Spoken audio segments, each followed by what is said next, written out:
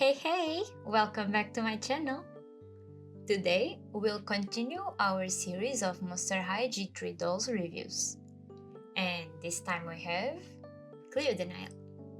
I hope you guys enjoyed the video and now let's get right into it. So, here is our girl Cleo. And I should say that I love this doll. I really like the color scheme they gave Cleo in G3. The tone of blue goes super well with the golds. I also like the mummy wraps all over the outfit because they help to identify exactly Cleo's monster type, a mummy of course. Looking closer in her face, the first thing that pops up for me is the lips.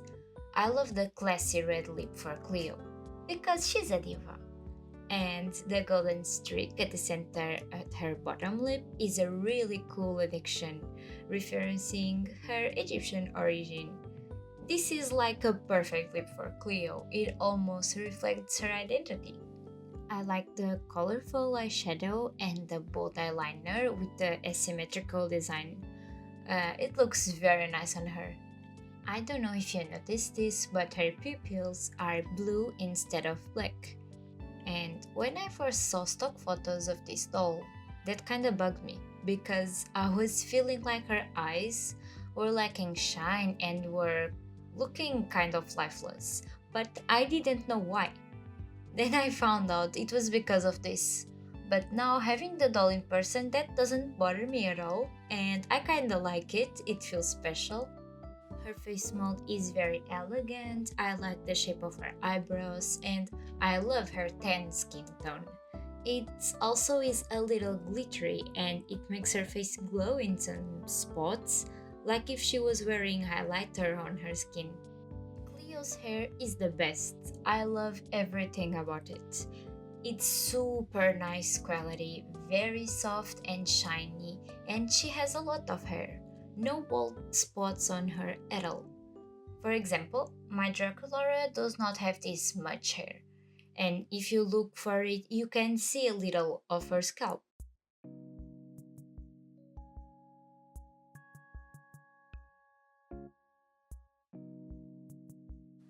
I never washed Cleo's hair.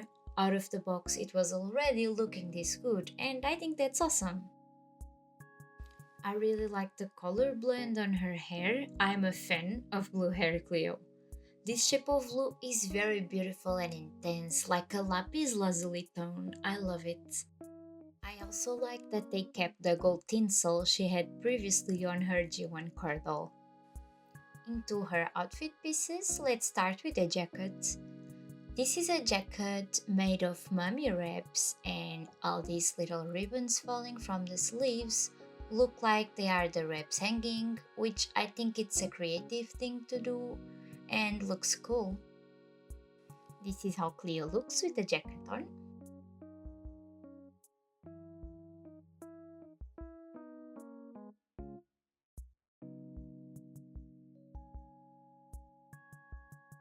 This is her headband. It is still attached to the doll, so I won't remove it for the sake of it staying in place. But I love all the gold on top of her head, and I appreciate the painted details of blue and orange. It is a funny shape as well, a little fan. Her earrings are these big gold triangles. I like the big size, you can really see them there. Cleo's necklace is a complete neck piece, very ancient Egypt inspired as you can see. I appreciate how much effort they put into it, adding all these little details and every three different shaped gemstones. Her belt is very detailed as well, it goes super well over the dress, and one more time it has the long ribbon resembling a mummy wrap. It is made of a soft bendy plastic. This dress is the main piece on Cleo's outfit. One side of it is plain blue and the other has this beautiful print with lots of details.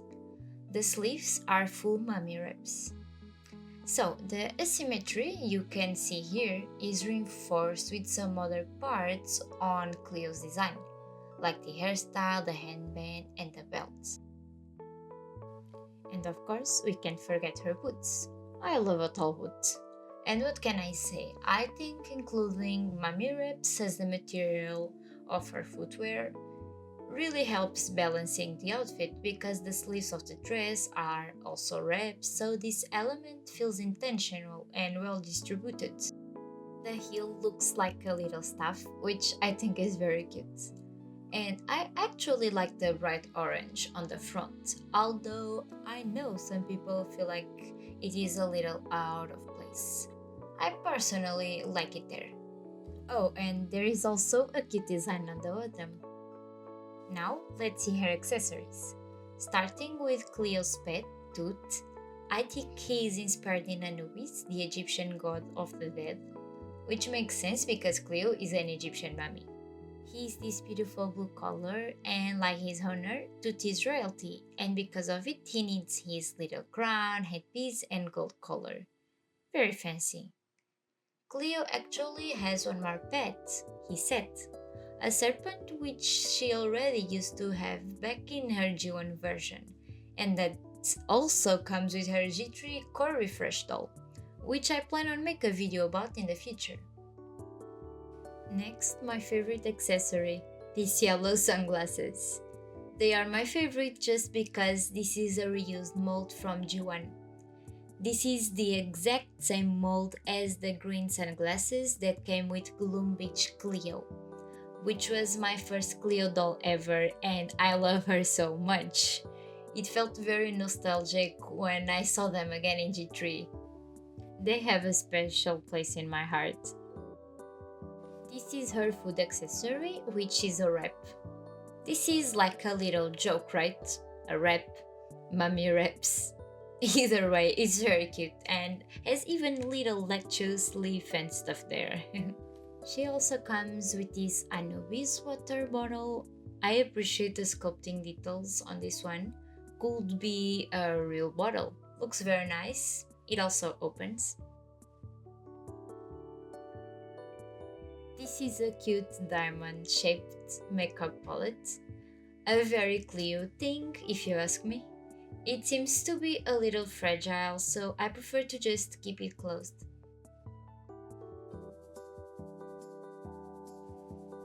Cleo's eye coffin is gold and has Anubis on the back. I really like the back. It has this triangular shape and three scarabs. Looks like a bag-sized pyramid. It also has a lot of space inside it, so it's cool to keep some of her stuff.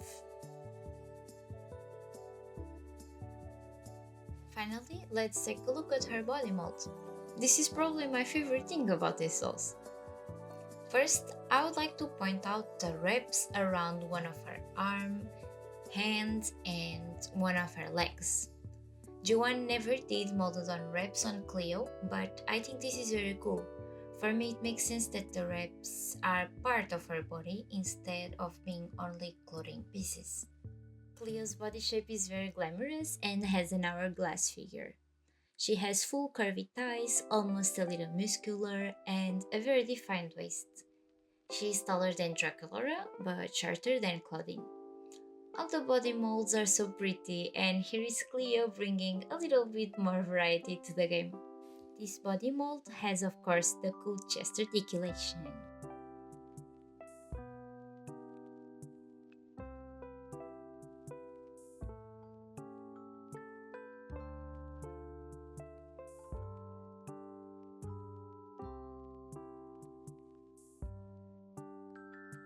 Okay, everyone, time to dress up.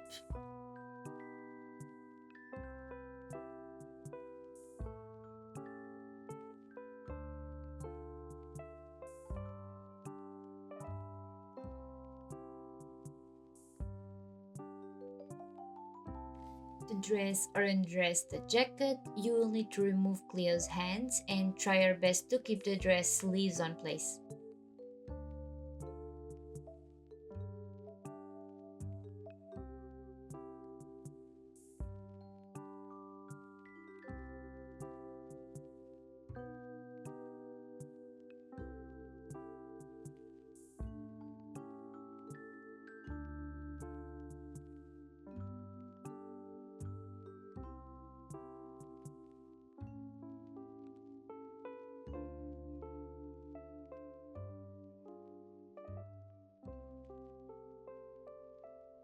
And finally, here is Cleo, all dressed up and looking as glam as always.